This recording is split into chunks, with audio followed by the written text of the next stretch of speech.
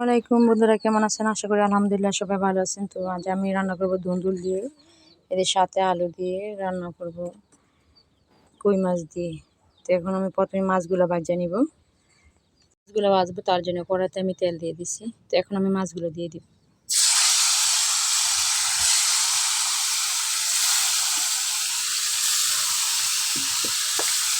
দিয়ে দিয়েছি, এখন আমি ভালো করে মাছগুলো ভাজা নেব।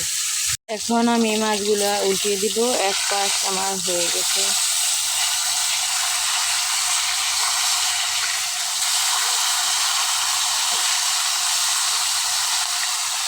তো উল্টিয়ে দিয়েছি, সেভাবে করে ভালো করে ভাজা নেব।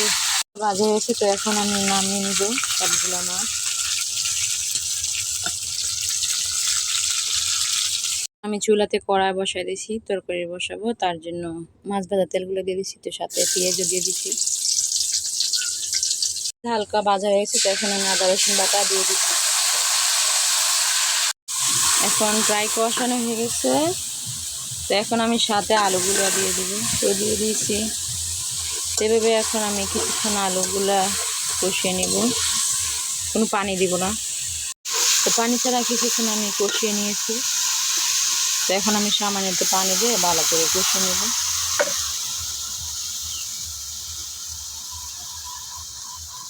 সাথে লবণ দিয়ে দেবো, তো দিয়ে দিচ্ছি। তো এখন ওইভাবে করে আমি কিছুক্ষণ রান্না করে নেব।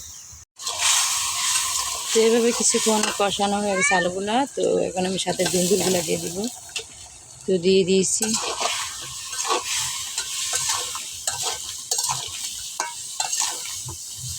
তো এখন আবারও দুন্দুলগুলা ভালো করে কষিয়ে নিই।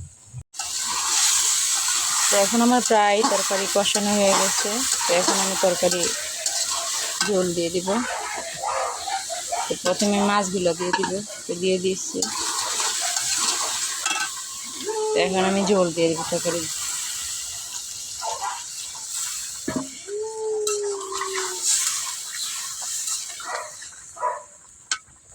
এখন আমি ঝোল দিয়ে দিয়েছি। এখন আমি ভালো করে রান্না করে নেব।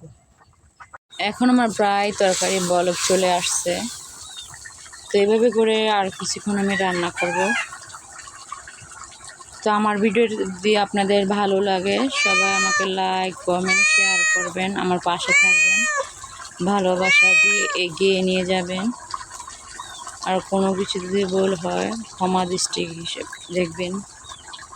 এখন আমার প্রায় তরকারি হয়ে গেছে, তো এখন আমি নামিয়ে নিব।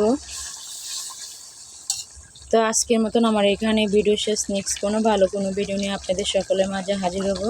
সে পর্যন্ত সবাই ভালো থাকবেন। আল্লাহ হাফেজ।